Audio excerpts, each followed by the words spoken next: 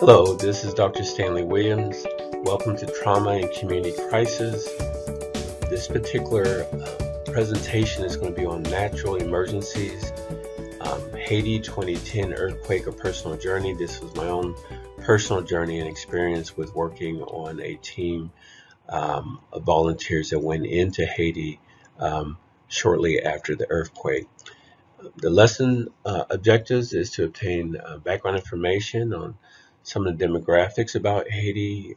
It's been a well-studied area for natural crisis and how to respond in natural crisis.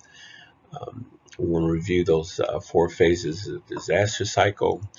Understand what was the Haiti's response to 2010 in terms of their preparation. We want to learn from the personal journey about my participation within a mission trip, post major earthquake, and talk a little bit about moral injury and the importance of staff support. And that's a whole new area folks are looking at as far as moral injury of wanting to do something about an event or situation and not having the power to do that, and the issues of self-care for staff. So when you think about an earthquake, I just want to put this definition up about the shaking of the earth caused by waves moving on and below the earth's surface. It is a pretty dramatic event that happens, very powerful in terms of the earth itself. And we know it rotates, and then all of a sudden with the natural experiences of living, you have something like an earthquake, and it's very powerful. And if you've never been through one, and I personally haven't been through one, but I've been through hurricanes, but an earthquake is almost heart-stopping for some people, because it just changes the course of their thinking from what they were doing. So think about Haiti. I didn't know much about Haiti before I went to Haiti. Going into Port-au-Prince, a huge city with a huge population in the millions. That earthquake was a 7.0. The date of earthquake was January 12th. It involved a place of the Caribbean in North America. It affected a lot of people, a lot of folks died from this event, and many more were even injured. It displaced millions of people. Houses were damaged, property damage. It was very traumatic. It was an event that took hold of the whole world when we saw the visual pictures and the devastation to this country. That earthquake, it hit around 5:35 p.m. Just not far from Port-au-Prince, the largest city there. Like I mentioned, it was a magnitude of 7.0. The aftershocks just continued beyond that. They were as high as 5.9, and that's pretty powerful. And you can see some of the pictures here of life trying to continue despite that. Very resilient people trying to move forward despite of their experiences. Just a reminder, the ASPR, the Assistant Secretary for Preparedness and Response, part of the Homeland Defense, came out with 4 phases of disaster cycle preparedness. You need to have some planning about your population, evacuation routes, what you're going to do with power and electricity and shelter. And then you have to have a response to the disaster. And then the actions in terms of recovery, how do you return to normalcy? And then mitigation, how do you prevent future disasters? When you think about the preparation for Haiti, there was a study that was done with the Brookings Institute. They made it pretty clear that there were some real challenges about the preparedness. It was very low. Um, this article came shortly after the event, and it was a recognition that Haiti was not prepared.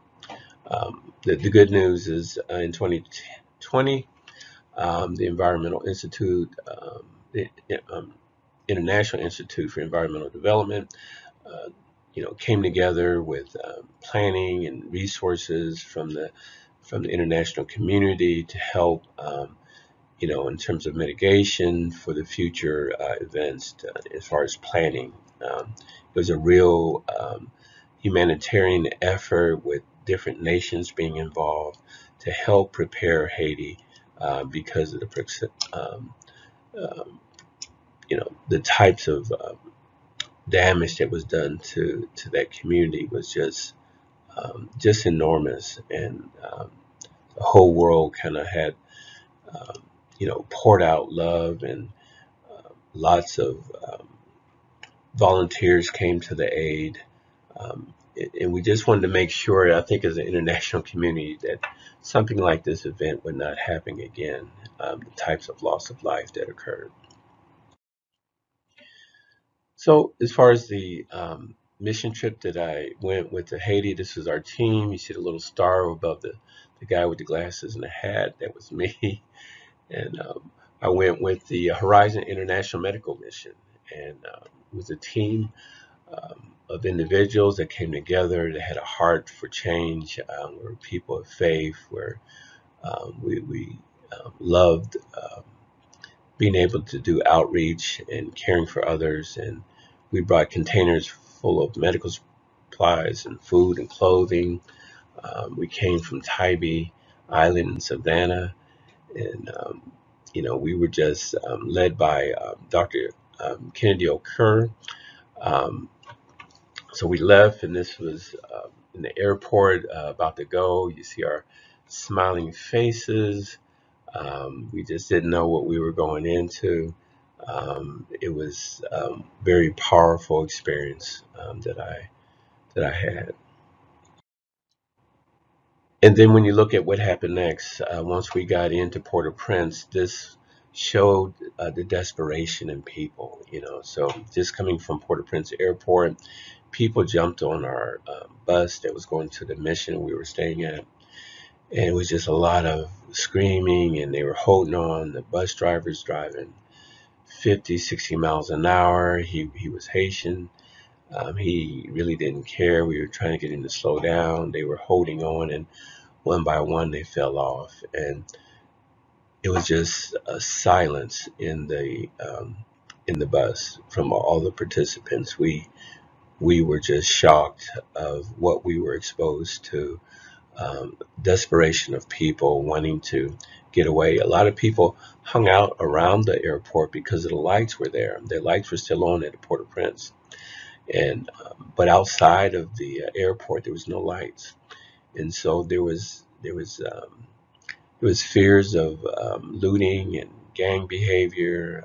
There were all kind of fears, and that realization hit us very quickly.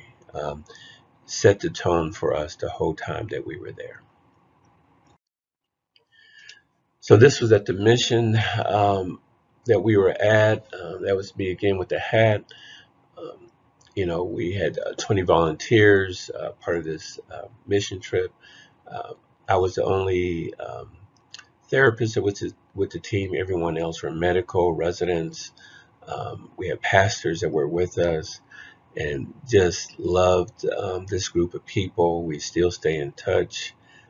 Just an amazing group of people. So 1 week, we did what we call integrative services. We did primary care, behavioral health. I was providing that, and then we had our pastor who was providing faith-based approaches to human suffering. A lot of fears and anxiety. There was amongst the population. In 1 week, we attended to 800 patients. Um, we were trying to. We knew that we were only there for about a week, And so our efforts were just working from sun up to sundown, literally, with primary care, behavioral health services, and Christian counseling. This is our team. This is Pastor Dusty with the glasses on. He's in the middle on the picture on the left. And then Pastor Pierre from Haiti. We all, this is the crew. The three of us were the ones that went out into the countryside by motorcycle, hilly area. Um, we had to look at how to get to the people, even though our primary care tent was located not far from the city. We knew that we had to go out into the villages to meet the people and connect with them, and that was just very powerful, indelible impression on me in terms of the people, but the love of these individuals who were part of our team. We still stay in contact. So when we would go out, this is our team. This is, you can see in the back and kind of have that red hat on. We saw roughly 110 people for supportive counseling, bereavement counseling, post-traumatic care. We actually would meet in areas, either a tent or there was a empty building. We did that. Many of the people were very depressed. The post-traumatic issues is, even though some of the houses were checked out to not to be at least intact and stable enough for folks to live in, there was still fear, and they would not go into their homes even after we left, because of the fear of what they went through, and just just the anxiety associated with and the trauma associated with the event. This showed some of the devastation we saw. Um, we realized that we needed to get to talk to the people about their lived experiences. Haiti was economically disadvantaged before this event. Many of the homes you can see weren't structurally built well to like the kind of codes that we have in America. And so you had folks, that were harmed, because of the kind of structures that were built. And we needed to know that when we talk to the people, um, about their fears. And you can see to the right the picture there about folks living in tents. We were very concerned about the children because um, some of the children just had parents that were just not accountable for. There wasn't a structure to, for like family services or anything that was there. All of the federal government, structures were missing, including the Capitol building that they had there. And so it just created a lot of chaos. Some of the children would kind of huddle together near the airport, but there was a lot of fears of everything from domestic violence to sexual abuse of the kids. It was just really a tough time to see that and have feelings of powerlessness at the same time. Just real concerns for the people. This is Pastor Pierre and Pastor Dusty. This is the church he had put together for us to meet with the congregations and so forth. It was a place that we used with the churches, like Pastor Pierre's, for distribution of food and clothing and so forth. The churches played a tremendous role in distribution of the needs for the people in the community. We connected with the local people. That was important for the trust level of us to come into the community. This is Dr. Okur. This is myself buying some goods there. We ate with the folks there. This is one of the doctors that was here, just connecting with the people. It was important for us to connect with the people, to be part of that community for that period of time. This showed what really the pre-existing challenges they had with infection and so forth. This was, uh, lots of um, plastic bottles. There was not really a lot of, you know, waste for waste treatment or anything like that. That's been historic here. So when the earthquake came and the floodwaters and all the things like that came, you had some real serious health concerns that came out. Talk a little bit about moral injury. The moral injury really is related to, um, the challenge of wanting to do something, but unable to provide due to the constraints. And that was, we all felt that, wanting to do more, not able to do more. Uh, the, you know, the country itself, there was a feeling that there may have been some corruption, of course. You had gangs that were roving with machine guns and so forth. Um, you just felt helpless to be able to make a real impact, but we believed we made an impact by the contacts and the engagements that we had with the people on individual levels. There was a part that I played with the support and care of the staff.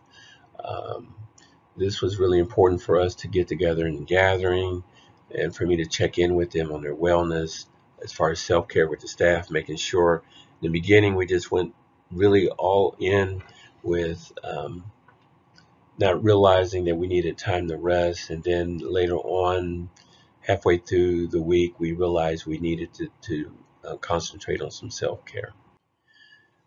So when you look at trauma, you have the primary work-related trauma, but then you have the secondary work-related trauma, experiencing what we heard from what people's lived experiences were, and so that was really impactful to hear the devastation and just the depression that people experienced, and you could see it on their face in terms of facial expression, the, in terms of the hurt and the pain, um, and and so just hearing those stories can create secondary trauma for us. It's important to look at leadership as a way to help you in these times. That's a good part of this curriculum that you're going through throughout this leadership program, that you have to have a direction, work with it as a team, have a vision, strategies, communication, and goals. Very crucial. Part of leadership is really in the times that I experienced in Haiti and other mission trips, was just the idea of adopting a leadership style. And mine is servant leader. It means listening, recognizing there's a healing component through our Lord and Savior, having an empathic connection with people, um, you know, being able to have stewardship. So these are the 10 different qualities of a servant leader, very critical to develop a leadership style like servant leadership in these times of crisis. That's the end of my presentation. Thank you for paying attention, and I just feel honored to be able to share my lived experiences and my journey that occurred within the Haiti 2010 earthquake. Thank you.